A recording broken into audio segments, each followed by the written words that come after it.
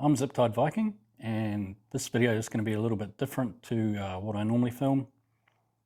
It's not going to be on a kayak, although there are kayaks here behind me. This is all about audio. Now, normally when you're kayak fishing, you can get a lot of wind noise. And the GoPros tend to have two cameras, one on the front, one on the back. So pretty much no matter which way you're facing, you're going to get wind noise. So I was thinking of ways I can get around this. And I did a bit of research into microphones and the likes. And they all had their advantages and disadvantages. Now the ones that I've decided to test is the DJI microphone system. In the pack you get a receiver, which is currently on the camera right now, two microphones, one that is on me and one that will be playing audio from the laptop a little bit later on. So I purchased these and then I thought, okay, well, we need to give it a test. And around Christmas time, it was quite windy here. So I thought, well, we'll give it a shot. So my first up was just to use the microphone itself without the little windsock. And this is the audio we got from that. Here we go, wind testing with the DJI mic. This is just the recording mic with no windsock on it. It's a reasonably windy day here. Let's see what this one sounds like.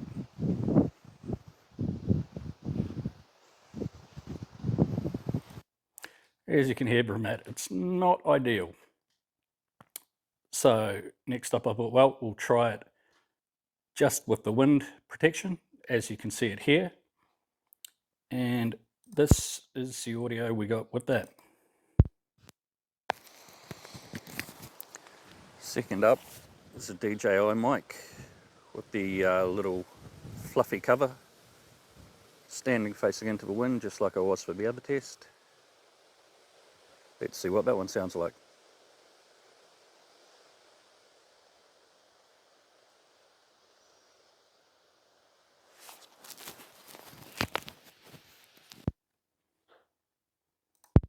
As you can hear from it, it's a marked improvement over the non-windsock version.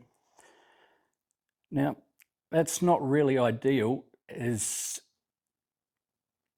there's no waterproofing on this little unit itself. So, well, how can we get around that? And the way that I decided was, seeing as these microphones actually have a recorder built in, so you don't actually need to set a receiver up onto a camera. It can automatically record just straight to the microphone. It means more processing in post, but should provide a lot better audio than what we can get. And so the way I decided to get around it, but not being waterproof, was a little lavalier mic. Now this will plug into this microphone. I can then have that sitting in a life jacket pocket, just in a plastic bag, keeping it nice and dry.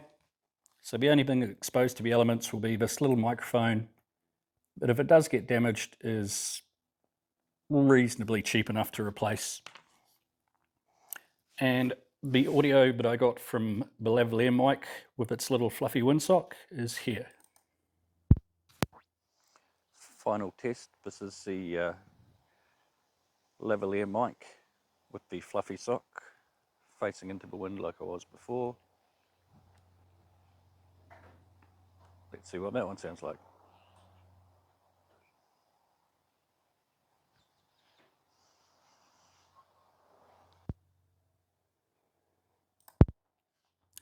As you can see, there's not much difference between this microphone on its own with the fluff or the lavalier mic plugged into it. It's much of a muchness, and we'll see how that can actually improve the videos.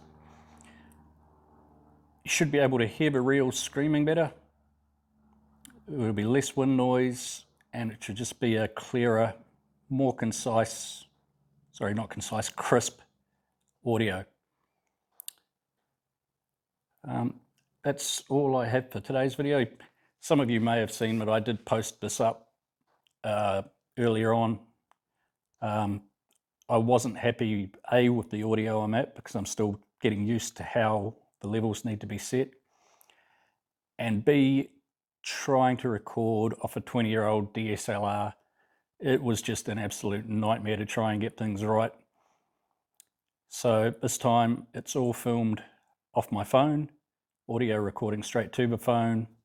Everything's a lot simpler, and yeah, we'll see how that goes. It's all a learning curve for me, and I'm happy to learn.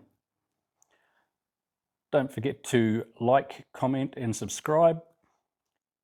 If you think this is helpful, just give us a thumbs up. And yeah, if people like it, then I'll keep doing more of this content. Yep, that's all I have to say, so peace.